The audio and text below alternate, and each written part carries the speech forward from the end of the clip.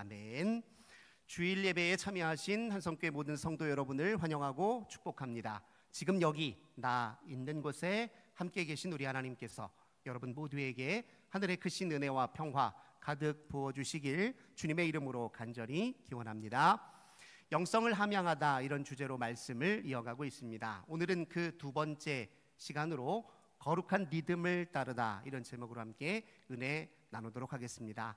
우리 일상에서 이런 말 참 자주 합니다. 정신없이 바빠. 정신없이 바쁘다는 말 참 많이 하죠. 실제로 바빠서 그런 말을 쓰기도 합니다. 얼마나 바쁘게 사는지요? 지금 일을 하고 있는 중에도 다음에 무슨 일을 할 것인지를 생각하면서 그 일을 해요. 우리 생활이 그래요. 마치 점심 먹을 때 저녁 뭐 먹지? 라고 생각하는 것처럼 일을 하면서도 그 일에 집중하는 게 아니라 다음 할 일에 우리의 마음과 생각이 빼앗길 때가 얼마나 많습니까?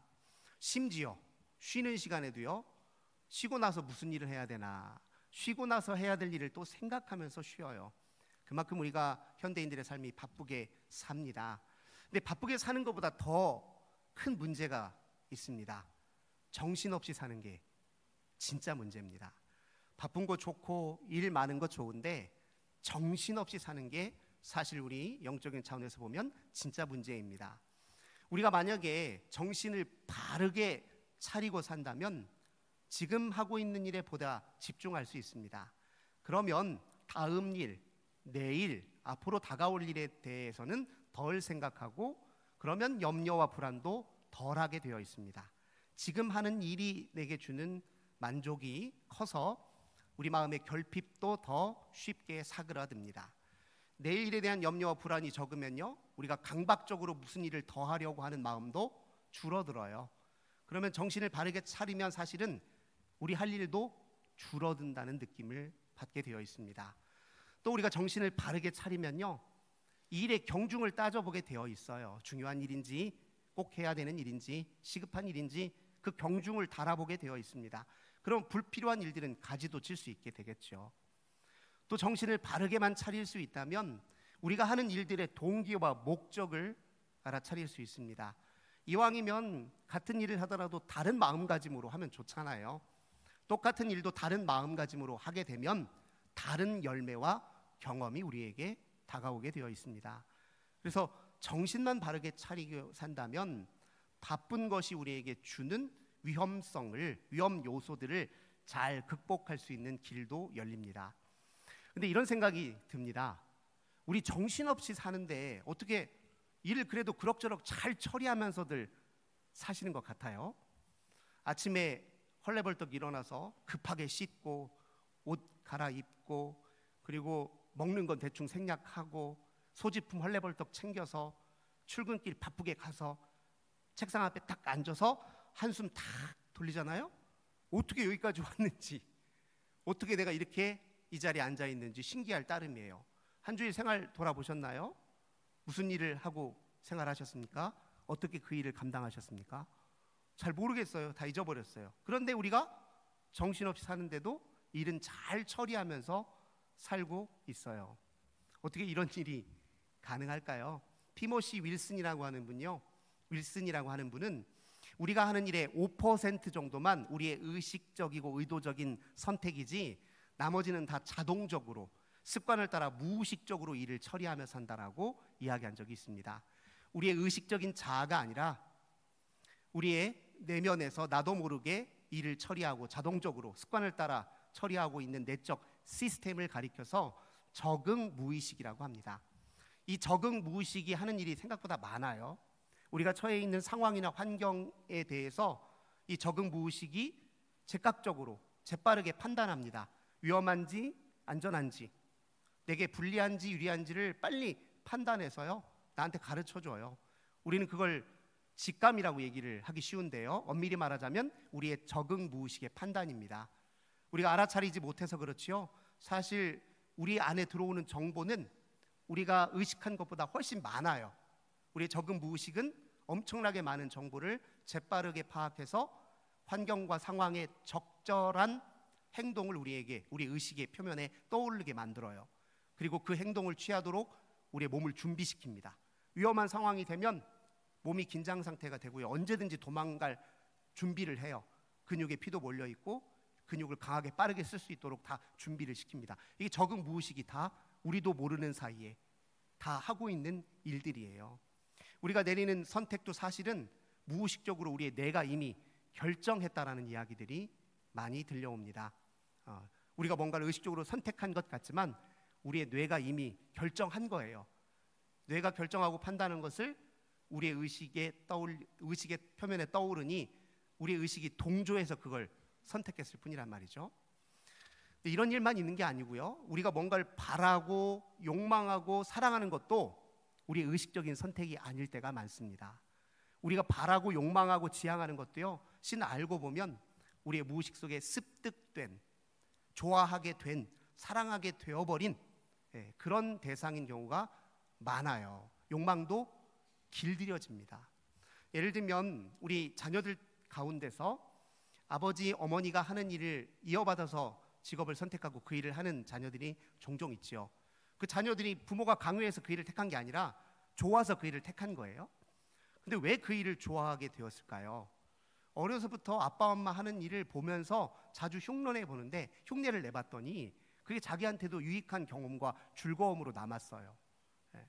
그러니까 어떤 일을 반복하고 그 일이 주는 경험을 반복적으로 좋은 것으로 경험하게 되면 그게 내 욕망을 움켜쥐고 그것이 내 욕망의 대상이 되어버리는 경우가 많다는 말이죠. 욕망이 이렇게 되게 길들여지는데, 근데 이 욕망이 우리 인생에 차지하는 비중이 얼마나 크고 중합니까? 사실 우리의 현재는요, 우리가 지금까지 욕망하고 사랑하고 갈구했던 것의 결과예요. 우리의 미래는 우리가 현재 무엇을 갈망하고 무엇을 욕망하고 사랑하느냐에 달려 있습니다. 기독교 신앙은 우리의 궁극적 욕망의 대상을 하나님으로 삼는 일이에요. 우리의 궁극적 사랑의 대상을 하나님으로 삼는 것이 곧 그게 기독교 신앙의 핵심 중에 핵심입니다. 우리 예수님께서 요한복음 4장 14절에서 사마리아 여인과 나눴던 대화를 한번 생각해 보세요. 예수님 이렇게 말씀하시죠. 내가 주는 물을 마시는 자는 영원히 목마르지 아니하리니 내가 주는 물은 그 속에서 영생하도록 솟아나는 샘물이 되리라. 이렇게 말씀하셨어요. 우리에게 근원적인 목마름이 있죠. 그 목마름은 오직 예수 그리스도 안에서 예수를 통해서만 해결될 수 있다는 말이잖아요. 우리의 궁극적 욕망의 대상을 주님께 두어야 우리의 목마름이 해결되고 참된 만족이 있다라는 말씀 아닙니까? 그런데 신앙생활의 진짜 관건은요, 우리가 하나님을 더 다른 무엇보다도 더 사랑하고 하나님 나라의 삶을 다른 어떤 삶보다 더 갈망하는 데 있습니다. 이게 사실 신앙의 핵심이에요. 그 무엇보다도 하나님을 더 사랑하면 신앙생활 잘하고 있는 것이죠. 우리 예수님께서 요한복음 21장 15절에서 시몬 베드로에게 이렇게 말씀하시죠. 요한의 아들 시몬아, 여기 이 사람들보다 나를 더 사랑하느냐, 이렇게 물으셨어요. 근데 그 물음은 곧 우리에게 주시는 물음이기도 합니다. 사랑하는 누구누구야? 네가 이 사람들보다, 이 세상보다 나를 더 사랑하느냐? 이 질문이 우리 영성생활의 핵심 표지예요. 우리가 하나님을 더 온전히 사랑하고 하나님 나라의 삶을 그 어떤 삶보다 최우선시하고 갈망하면 그 신앙생활 잘하고 있는 것입니다. 근데 어떻게 하면 우리 하나님 더 사랑할 수 있을까요? 우리 욕망은 사실 하나님보다 세상으로 향해 있을 때가 더 많은데요. 이 관련해서 우리가 앞서 우리 자녀들의 이야기를 했는데요, 한 가지 비슷한 사례를 더 말씀을 드릴게요. 우리가 좋아하는 사람을 한번 떠올려 보세요. 우리 그 사람 왜 좋아합니까? 좋아하기로 작정해서 좋아하는 겁니까? 나 지금부터 좋아하기로 작정했어, 결심했어, 그래서 좋아합니까? 그것보다는 사실 좋아져서 좋아하는 것 아니에요? 나도 모르게 어느샌가 좋아져서 좋아하는 거예요. 근데 왜 우리는 그가 좋아졌을까요? 과정이 있습니다. 과정이 있어요. 자주 만났겠죠. 자주 지켜봤을 것입니다. 자주 대화를 나눴을 겁니다. 자주 만나고 지켜보고 대화하다 보니까 참 예뻐 보였을 겁니다. 아름다운 모습이 눈에 띄었을 거예요. 만날 때마다 아름다운 모습이 눈에 띄었을 겁니다. 그의 아름다운 성품과 또 내 마음에 맞는 그 행동이 나한테 좋은 경험을 자꾸 가져다 줬을 거예요. 나를 흐뭇하게 하고 웃음 짓게 했을 거예요. 그 일이 반복되다 보니, 즉 다른 말로 하자면 그와 관계 속에서 행하는 그 행동들이 반복되고 거기에서 얻는 기쁨과 즐거움이 축적됨으로써 그가 좋아진 거예요. 그래서 우리가 그를 좋아하는 겁니다. 우리의 욕망은 아까 말씀드린 대로 길들여지는 거예요. 우리가 우리의 삶 속에서 반복적으로 해온 일, 그를 통해 얻은 경험이 곧 우리의 욕망을 끌어당기게 되어 있습니다. 여기에 우리가 하나님 사랑의 또 비밀이 있죠. 어떻게 하면 우리는 하나님을 더 지금보다 사랑할 수 있고 다른 무엇보다 사랑할 수 있을까요? 하나님 나라의 삶을 다른 어떤 삶보다 더 우선적으로 갈망할 수 있을까요? 크게 두 가지 실천이 필요합니다. 첫 번째, 우리가 하나님도 아닌 것들을 갈망하고 하나님처럼 떠받들고 살잖아요. 도대체 그걸 왜 우리는 그토록 원하게 되었는지 그 경로를 한번 추적해 볼 필요가 있습니다. 우리 일상에서 어떤 삶을 아무 생각 없이 반복했기 때문에 내 욕망이 저 세상을 향해 있는지를 점검하는 일이 첫 번째입니다. 두 번째는 하나님을 갈망하는 데 필요한 거룩한 삶의 규칙들을 우리 일상에 세워서 그 규칙들을 반복적으로 이행하는 과정이 필요합니다. 우선 첫 번째 과정에 관해서 잠깐 묵상해 볼까요? 우리 이 시대 많은 사람들이 욕망하는 게 무엇입니까? 하나님을 더 사랑하던가요? 솔직히 하나님보다 돈과 지위와 명성과 인기와 외모를 더 사랑하는 것 같아요. 하나님 나라의 삶을 지향하기보다 물질적으로 풍요하고 사회적으로 성공한 삶을 더 갈망하고 지향하는 것 같아요. 우리는 얼마나 저 세상 사람들과 다른지 모르겠습니다. 정말 다른지 한번 확인해 보시기 바랍니다. 근데 무엇 때문에 우리의 마음속에 욕망은 그 물질 편향적이고 또 소비 지향적으로 이렇게 길들여졌을까요? 우리가 일상에서 도대체 어떤 일들을 반복하며 살았기 때문에 그럴까요? 우리가 흔하게 매우 자주 보는 미디어 속 이미지들이 있잖아요. 이거 다 가공된 이미지들입니다. 실상이 아니에요. 다 가공되고 편집된 이미지들이에요. 우리 그 아무 생각 없이 비성찰적으로 막 우리 속에 받아들입니다. 우리 거의 매주 방문하는 것 같아요. 우리가 드나드는 대형 쇼핑몰, 그 드나드는 과정에서 우리가 보고 행하는 그 모든 일들, 그게 또 우리 일상의 주요한 삶의 모습이죠. 우리가 방문하는 극장, 공연장, 또 우리가 늘 수시로 살펴보는 SNS, 그 속에 담겨진 이야기, 삶의 이야기들은요, 미안하지만 과장된 이야기들이에요. 인스타그램, 페이스북에 자기 이야기를 올리는데 어떤 이야기를 올리겠어요? 가공되고 포장되고 과장되고 예쁜 것들만 쏙쏙 골라서 올릴 거 아니에요. 그 속의 이미지들은 사실은 진실도 있지만 가짜도 섞여 있고 있는 그대로의 실상은 아닙니다. 그런 이미지들이 너무 쉽게 우리에게, 너무 무차별적으로 우리에게 쏟아져 들어오는데요. 그 속에서 우리는 마음속에 어떤 그림을 갖느냐? 야, 진짜 행복한 삶, 좋은 삶이란 바로 이런 것이지 라고 하는 그림을 우리 무의식 속에 새겨가기 시작해요. 그게 바로 우리의 욕망을 끌어당깁니다. 제임스 스미스라고 하는 분이요, 하나님 나라를 욕망하다라는 책에서 흥미로운 비유 이야기를 들려줍니다. 그러니까 그가 볼 때 이 대형 쇼핑몰은 현대판 성당과 같대요. 성전과 같대요. 우리가 대형 쇼핑몰을 드나드리는 모든 행위는 현대판 종교 의례와 흡사하다는 이야기를 거기서 합니다. 가보신 분들, 저도 자주 가니까 알겠어요. 입구부터 차량이 줄비하게 서 있습니다. 차량이 줄을 딱 맞춰 서 있어요. 들어가면 가장 먼저 아주 절도 있게 친절한 주차 안내위원이 멋있는 손동작으로 주차할 곳을 이렇게 안내해 준단 말이에요. 들어가면 조명이 달라요. 우리 교회 조명보다 훨씬 더 아름답고 화려한 조명들, 내 마음을 쏙 빼놓는 조명들이 있습니다. 가판타의 판매원들은 얼마나 예쁘게 잘 차려 입었는지, 외모도 얼마나 잘생겼는지 우리 눈을 사로잡습니다. 진열대에 있는 온갖 물건들, 형형색색의 물건들이 다 배열돼 있어요. 그리고 이런 문구들이 있어요. 마치 여기 있는 여기에 세상의 모든 게 다 있어요. 이게 여러분들의 삶을 만족시켜 줄 것입니다. 막 이런 과장된 메시지를 담은 문구들이 곳곳에 있어요.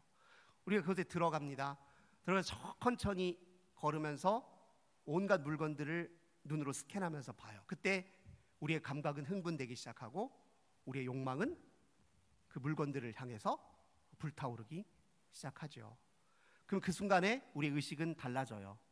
대형 쇼핑몰은 일상의 삶의 의식을 전환시켜서 욕망이 주도하는, 소비하는 인간으로 우리 의식을 뒤바꿔 놓고, 그래서 우리의 자의식은 어떻게 얘기하냐면 나는 쇼핑한다, 그러므로 나는 존재한다.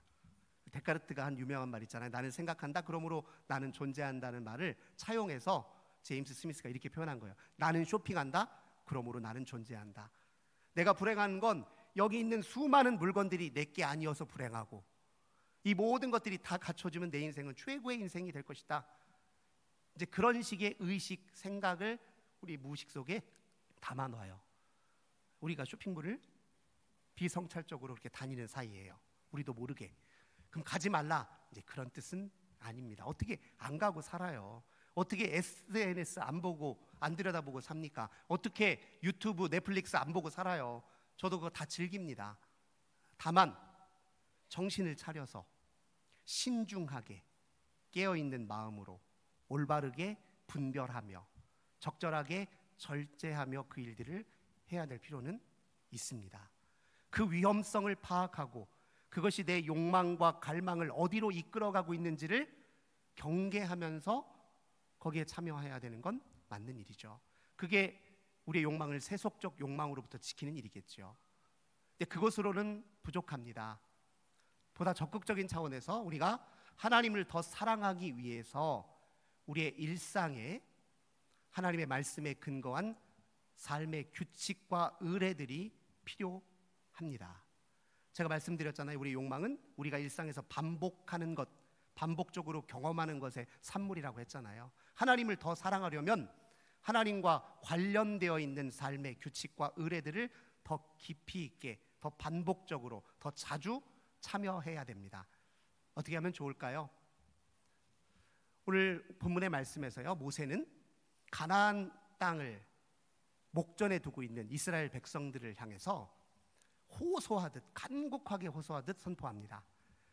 유언하듯, 마지막 순간 자기는 가나안 땅에 못 들어가니까요, 유언하듯 백성들에게 토로하는데 그 말씀의 내용인즉 이래요. 여기 생명과 복과 사망과 화, 저주가 같이 있습니다. 여러분, 하나님 사랑하고 하나님의 명령과 규례와 법도를 지키십시오. 그러면 여러분 생존할 것이고 번영할 것입니다. 이렇게 힘주어 강조해요. 왜 그러냐면 가나안 땅에는 이방 민족들이 살고 있습니다. 오랫동안 그곳에서 터잡았어요. 그곳에는 다산과 풍요를 상징하는 우상들이 즐비해요. 가나안 땅의 이방 민족들은 우상을 섬기며 살아요.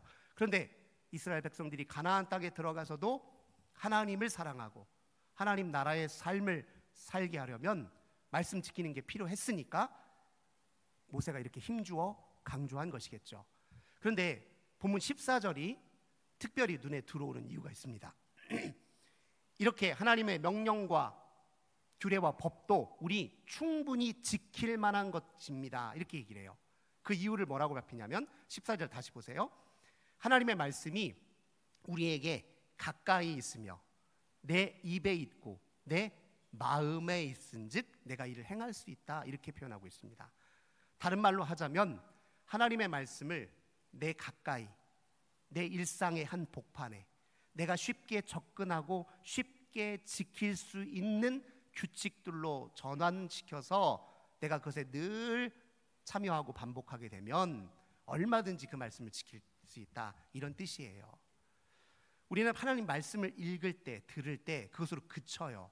근데 그 말씀을 아주 나에게 가까이 내 일상 속에서도 지킬 만한 나만의 규칙과 의례들로 전환시켜서 받아들이는 데는 나태한 경우가 굉장히 많죠. 뭐 어떻게 살라 하는 말인가? 제가 예를 좀 들어드릴게요. T.C. 해리슨 워런, 7월 달에 제가 추천 도서로 소개해드린 책입니다. T.C. 해리슨 워런이 쓴 오늘이라는 예배. 그 예배, 그 책을 통해서 어떻게 우리의 일상에 하나님의 삶의 규칙을 들여놓아서 우리의 삶의 흐름, 일상의 흐름을 하나님의 거룩한 리듬을 따라 새롭게 재편할 수 있을까에 대한 가장 좋은 예들이 그 안에 담겨져 있어요.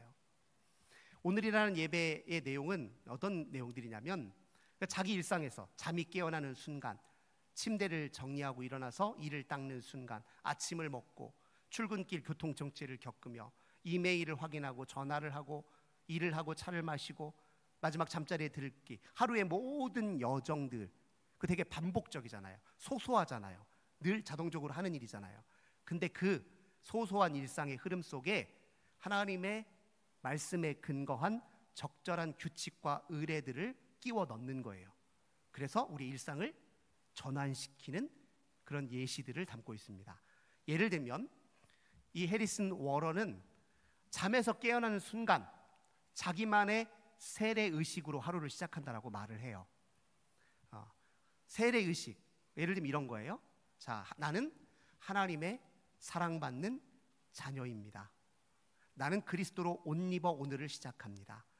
나는 오늘 하루 그리스도와 동행합니다 라고 마음으로 이렇게 세례의식을 치르듯이 그런 고백으로 하루를 시작한다는 거예요. 근데 이게 왜 중요하냐면, 잠에서 깨어나는 순간은요, 우리 날 것 그대로의 모습이에요. 네. 부스스한 얼굴, 헝클어진 머리카락, 냄새나는 몸, 잠옷 차림이에요. 그때는요 아직 사회적 옷을 입지 않은 상태입니다. 내가 나라고 여기는 정체성의 옷을 입지 않은 상태예요. 아빠, 엄마의 역할도 취하지 않고 사회적 지위와 역할도 아직 취하지 않은 그냥 날 것 그대로의 상태예요. 그때 내가 제일 먼저 취하는 옷이 그리스도의 옷이면 우리 하루의 시작이 주님과 동행하는 삶이 되겠죠.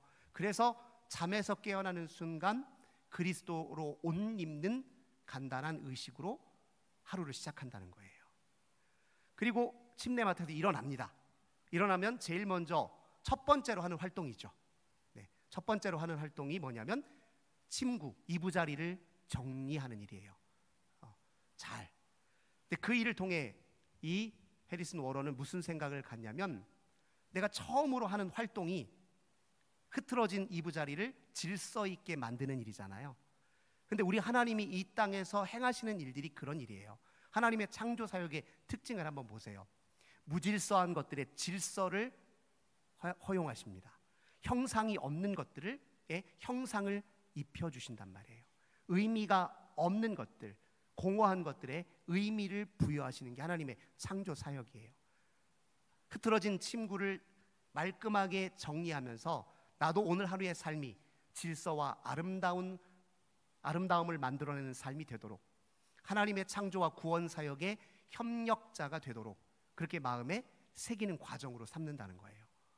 저도 침구 정리를 우리 집사람한테 배웠는데요, 우리 집사람은 일어나자마자 침구 정리할 때 진짜 칼각으로 기가 막히게 잘 정리를 해요. 저는 대충 일어났는데, 그런데 하루의 시작의 첫 번째 활동에 질서와 아름다움을 부여하고 질서 있게 세상을 운행하시는 하나님의 협력자로 살기로 마음속에 다짐하며 첫 활동을 시작하면 우리의 마음속에 무슨 일이 벌어지겠습니까?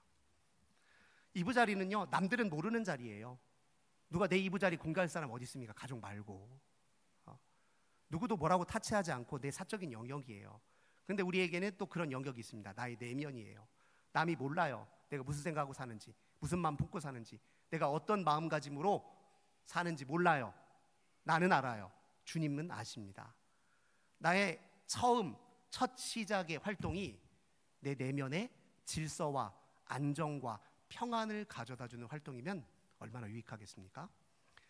예를 드는 것입니다. 하루의 시작을 어떤 규칙과 의례를 통해서 시작할 것인지, 우리 일상에 어떻게 거룩한 하나님의 말씀의 리듬을 들여놓을 것인지의 예예요.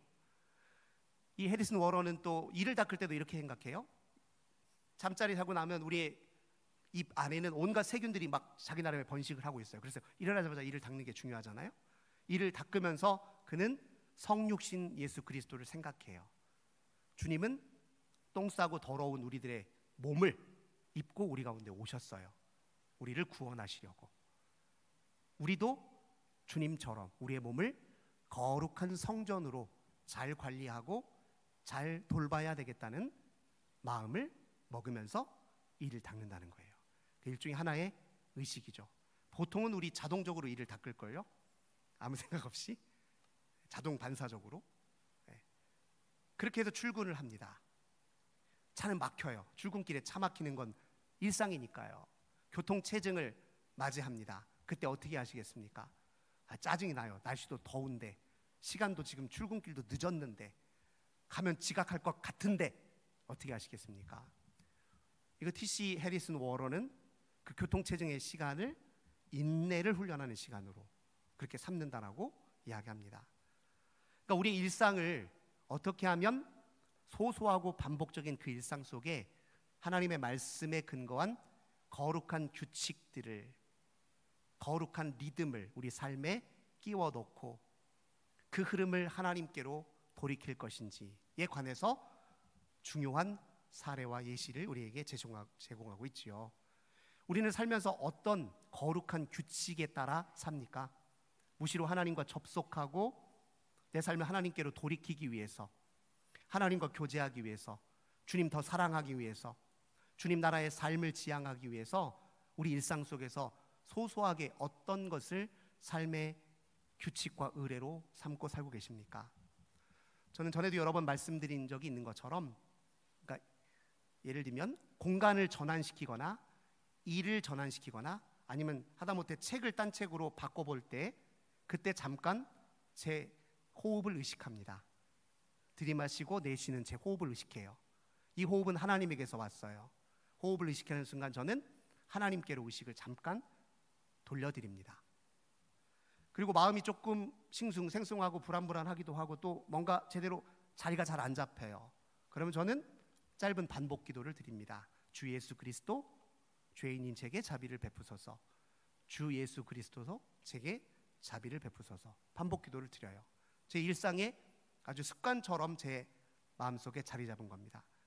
그런 소소한 거룩한 삶의 리듬이 우리 속에 있어야 우리 일상에서 하나님을 더 사랑할 수 있게 됩니다. 하나님과 함께하는 시간과 하나님을 의식하며 행하는 행동이 반복되고 그 행위 속에서 경험하는 경험의 깊이가 더해지면 더해질수록 우리는 하나님을 향한 사랑이 더 깊어져요. 주의 나라를 살려고 하는 의지가 더 강해집니다. 주님 나라를 사는 것이 더 아름답게 보이고 더 좋아 보이고 더 갈망하게 되어 있습니다. 사랑하는 성도 여러분, 우리 일상을 내버려 두지 마세요. 자동적으로 습관 따라 무의식적으로 사는 삶을 멈추시고 거룩한 리듬의 우리 일상의 흐름을 다시 맡기셔야 됩니다. 하루 종일 생활하면서 나는 무엇으로, 어떤 삶의 규칙과 행동으로 하나님과 접속하고 함께 살고 있는지를 반드시 점검하셔야 돼요.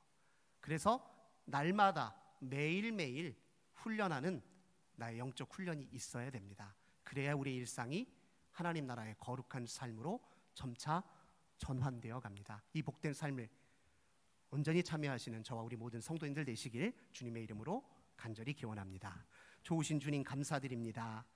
저희들은 세상에 우리의 마음이 매여서 우리가 욕망하고 바라고 사랑하는 모든 것들이 잠깐이면 사라질 허망한 것들에 매여 있고 묶여 있을 때가 참 많습니다. 그러나 이제 우리로 주의 거룩한 삶, 하나님을 사랑하고 주님 나라 삶을 지향하는 삶으로 우리를 초대해 주셨으니 우리가 주님을 더욱 사랑하기 위해 우리 일상에 하나님의 말씀의 규칙, 거룩한 리듬을 우리 일상에 들여와 우리의 모든 삶이 하나님을 향하도록 도와주시옵소서. 주 예수님의 이름으로 간절히 기도드립니다. 아멘.